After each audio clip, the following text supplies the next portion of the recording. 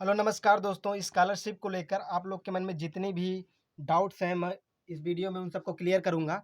पहला डाउट आप लोग का ये है कि बैंक बैंक अकाउंट कहाँ का होना चाहिए, तो मैं इन सबको क्लियर करते हुए चलता हूँ सीधे।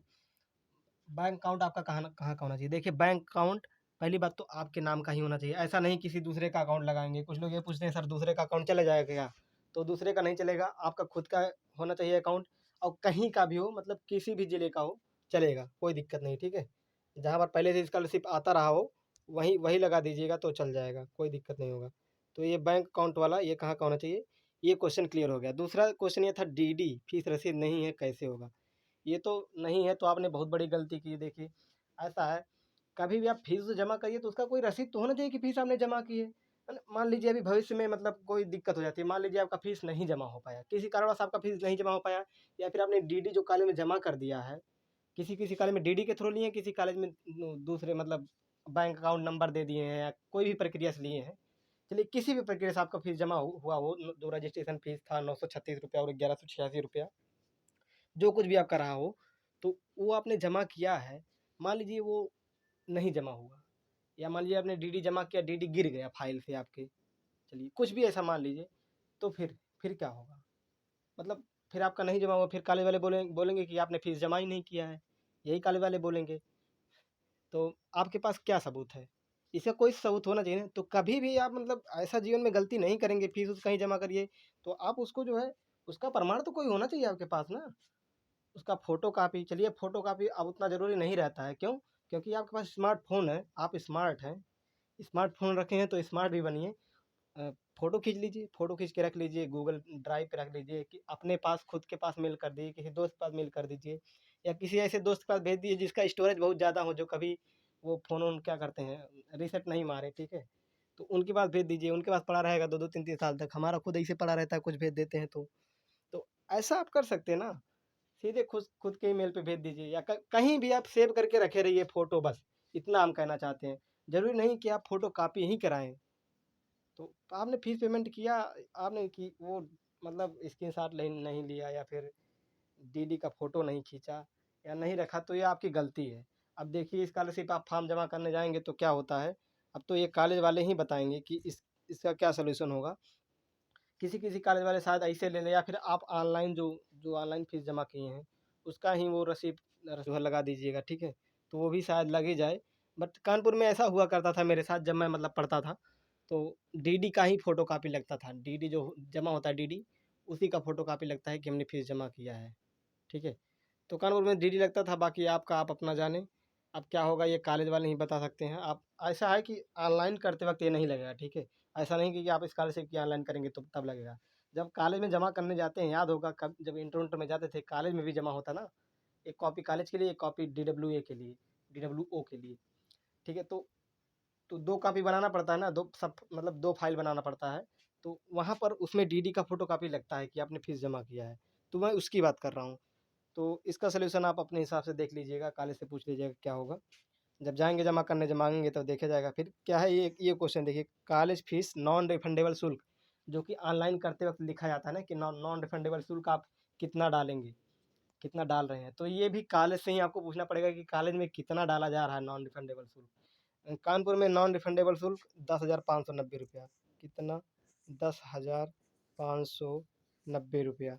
इतना रुपया नॉन नॉन रिफंडेबल शुल्क जमा होता था कानपुर में, गवर्नमेंट पॉलिटेक्निक कानपुर में, 10,590। बाकी आपके कॉलेज में कितना जमा हो रहा है, ये आप लोग जो है अपने कॉलेज से पूछ लीजिए। ऑनलाइन तो वैसे ही कर दीजिए, कुछ भी डाल दीजिए, 10,590 डाल दीजिए, लेकिन फाइनल सबमिट मत करिएगा। फाइनल सबमिट करने से पहले एक बार कॉलेज में पूछ लीजिएगा, अगर कॉलेज में कुछ दूसरा फीस होगा तो एडिट करके फिर से वही कर दीजिएगा, जो भी फीस। मतलब ऐसा है कि एक कॉलेज में ऐसा नहीं है कि एक कॉलेज में अलग-अलग कोई 10,590 डाल रहा है, कोई टोटल जोड़ लिया कि हाँ, इतना हमारा फ़ीस जो है 10,370 रुपया वहाँ वहाँ लगा था, फिर उसके बाद 936 रुपया वहाँ लगा था, तो ये तो हो गया 11,000 से ज़्यादा हो गया, फिर तो मेरा मतलब मुझे 11,000 से ज़्यादा डालना चाहिए। तो ऐसा कुछ नहीं है, कॉलेज वाले जितना कहेंगे आपको उतना ही डालना पड़ेगा, ऐसा नहीं है कि अपने मन से कुछ भी डाल दीजिए। तो कॉलेज से पूछ लीजिए, एक कॉलेज का एक ही बार मतलब सब लोग सेम-सेम डालते हैं, ऐसा नहीं कि कोई कुछ डाल रहा है, कोई कुछ डाल रहा है अपने मन से। तो कॉलेज से पूछ कर आप नॉन रिफंडेबल शुल्क डालेंगे, ठीक है? ग्रेजुएशन और पॉलिटेक्निक साथ में है तो जानिए क्या करना होगा। देखिए ग्रेजुएशन और पॉलिटेक्निक साथ में है तो यहाँ पर बहुत डाउट्स हैं। कुछ लोग का ये डाउट है, जैसे कुछ लोग फर्स्ट ईयर कर चुके हैं तो वो कह रहे हैं कि हमने फर्स्ट ईयर में भरा था, हमारा आया था, अब की बार हम क्या करें? मतलब पॉलिटेक्निक का डाल दें, आएगा कि नहीं आएगा? तो देखिए आप चाहे मतलब चाहे कब दोनों एक साथ कर रहे हों और चाहे कर चुके हों एक चीज़ फिर कर रहे हों बीच में छोड़कर, या फिर साथ में कर रहे हो, मतलब कोई कुछ भी कर रहे हो आप, तो स्कॉलरशिप आप किसी का भी ऑनलाइन करिए, इससे कोई मतलब नहीं, ठीक है? दोनों का ऑनलाइन कर दिए, ऑनलाइन करने से कोई फ़र्क नहीं पड़ेगा।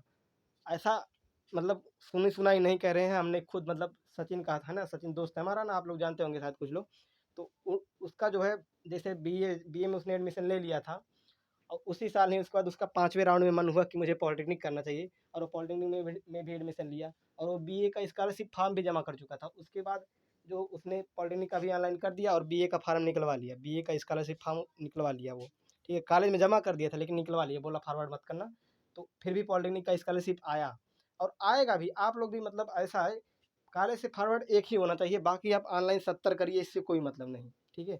कॉलेज से एक फॉरवर्ड, सिर्फ सिर्फ एक फार्म फॉरवर्ड होना चाहिए, चाहे पॉलिटेक्निक करिए, चाहे बीए करिए, चाहे बीएससी करिए, किसी का भी करिए, एक करिए लेकिन, ठीक है?